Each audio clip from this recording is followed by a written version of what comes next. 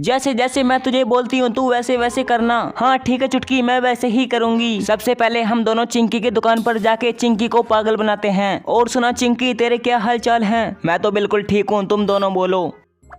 ये पकड़ो चुटकी अपना चिप्स का पैकेट। बाप रे चुटकी, तुम्हारी साइड वाली लड़की कहाँ गई? मेरे साथ कोई भी नहीं है, मैं बिल्कुल अकेली हूँ। क्या? लेकिन मैंने तो उसे अभी तुम्हारे साथ खड़े हुए देखा था। तूने कोई सपना देखा होगा चिंकी। पता नहीं मैंने क्या देख लिया, लेकिन दोस्तों तुम लोग वीडियो को लाइक नहीं करते। दोस्तों प्लीज तुम इस वीडियो को जल्दी से लाइक कर दो। अरे बाप रे चुटकी, अब तू कहाँ से आ गई? तेरी साइड वाली लड़की कहाँ गई? कौन साइड वाली लड़की चिंकी? मैं तो बिल्कुल अकेली हूँ। अरे बाप रे बाप, ये मेरे साथ हो क्या रहा है? तूने कोई सपना देख लिया होगा रात को।